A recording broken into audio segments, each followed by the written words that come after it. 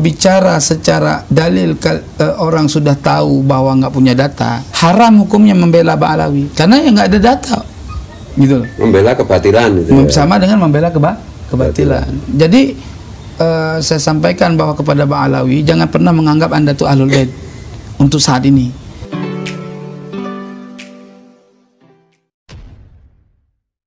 Assalamualaikum warahmatullahi wabarakatuh. Jumpa lagi dengan saya di channel Gagasan Progresif 79. Sahabat Subhansa dan Satana dimana saja Anda berada. Kali ini ada satu ulasan yang cukup menarik dari Sayyid Mudaqori yang sepertinya sedang bertandang ke kediaman Gus Fuad Pleret, dan di situ ada Gus Paki dan ditemani lagi seseorang. Dia membincang soal situasi terkini nasab Ba'alawi yang sudah makin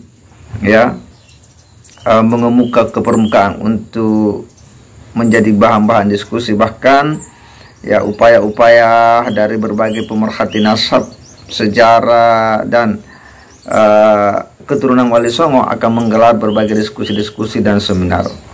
Ya, sebagaimana kita tahu bahwa dalam waktu dekat ini akan diselenggarakan di Banten, ya, diskusinya menyikapi hasil diskusi di pesantren Banda Kerep. Artinya apa? Bahwa ini sebuah pertanda bakal akan terangnya kisru nasab yang hari ini telah menjadi perhatian publik khususnya umat Islam. Tetapi ulasan dari Sayyid Mudaqori ini menjadi menarik, di mana dia mengulas tentang nasab Ba'alawi dan hal-hal yang berkaitan dengannya dengan cukup lugas, tegas berdasarkan kitab. Bahkan dia dengan tegas mengatakan bahwa jika kemudian orang membatalkan nasab seseorang dengan ilmu, maka seyogianya itu harus dilawan pula dengan ilmu. Dan jika ada orang yang kemudian melawan kebenaran, melawan ilmu, maka itu artinya melawan melawan hal-hal yang seyogianya melawan kebenaran. Nah, disinilah menurut kita penting untuk kemudian kita mengedukasikan kepada umat Islam, karena bagaimanapun juga Sayyid Qori ini seorang alim yang memiliki perhatian penuh terkait dengan kisru nasab Ba'alawi. Nah, seperti apa perbincangan mereka? Kita akan simak sama-sama. Orang yang merasa belum punya ilmu tentang masalah kebenaran, tidak usah menanggapilah, tawakuf aja istilahnya. Jangan ngepro, jangan kontra, takut nanti kita salah. Itu saya bahasa yang lurus ya, artinya yang menengah lah, netral. Namun kalau bicara secara dalil orang sudah tahu bahwa nggak punya data, haram hukumnya membela Ba'alawi karena ya nggak ada data, gitu. Membela kebatilan, gitu ya. Sama dengan membela kebatilan. Jadi saya sampaikan bahwa kepada Ba'alawi, jangan pernah menganggap Anda tuh ahlul bait untuk saat ini. Kalau Anda pernah menganggap diri Anda tuh sebagai ahlul bait, tolong buktikan. Ini masalah nasab Nabi, agama loh. Kalau Anda sudah tahu tidak punya nasab, terus Anda masih menyangka diri Anda sebagai Sadatul Ashraf, Anda termasuk golongan man intasabah. Betul. Ya, orang yang mengaku keturunan Nabi, laknat loh. Itu sengaja, sebab udah tahu. Kalau dulu kakek kalian nggak tahu, mungkin dia hanya sekedar menukil dari sejarah sebelumnya. Tapi Anda sekarang sudah dibuktikan dengan beberapa kitab, ya, yang kitab primer ya. Ini abad lebih tua juga nih. Ini abad keempat nih. Orang yang menisbatkan dirinya kepada nasab Nabi itu berbahaya, sangat berbahaya.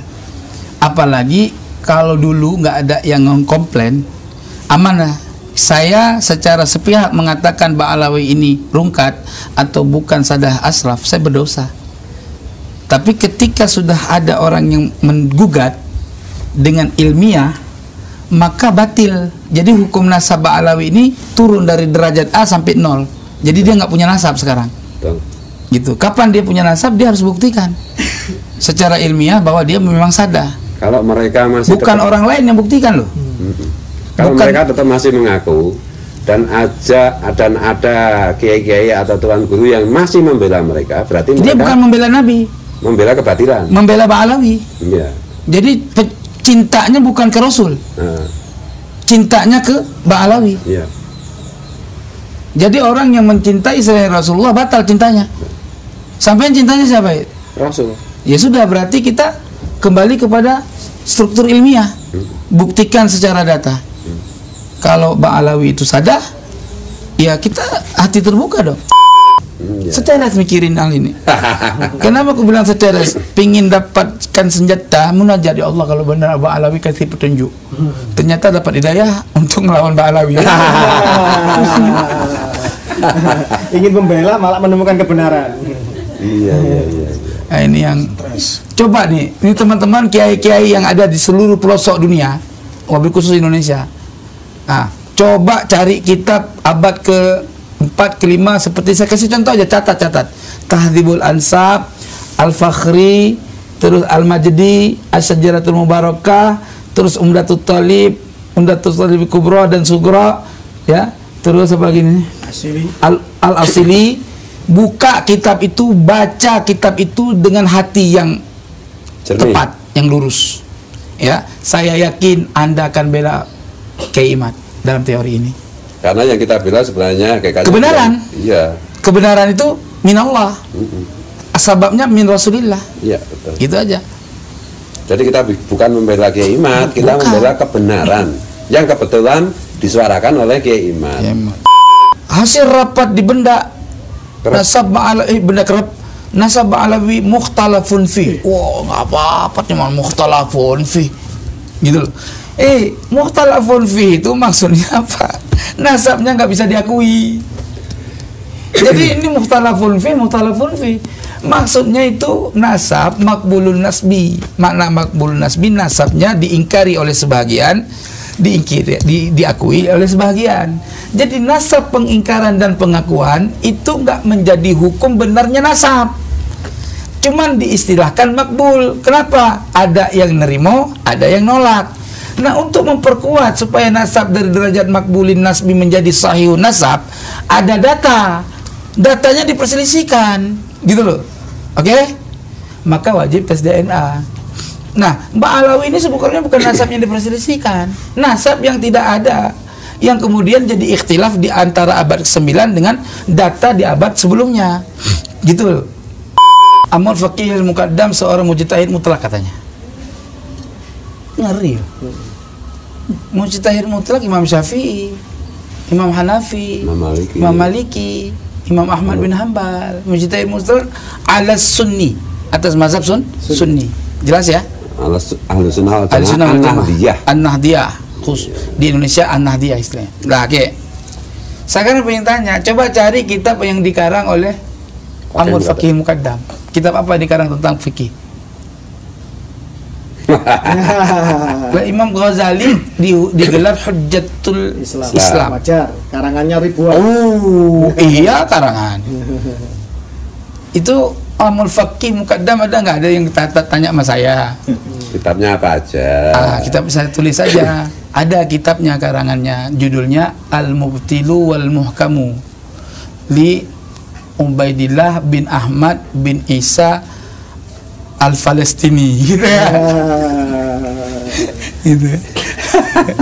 Ya, habisnya saya belum nemu, tapi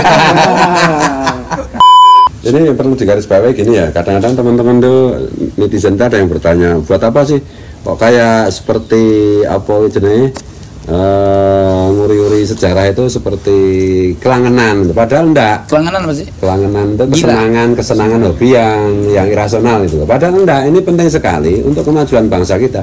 Bangsa yang tidak mengenal sejarahnya sendiri tidak akan pernah maju. Enggak beradab. Iya. Dan bangsa yang maju itu selalu nguri-nguri sejarahnya. Kayak misalnya kalau sekarang ada ya di Asia aja kita sebut Jepang, itu kan memang nguri-nguri sejarahnya benar.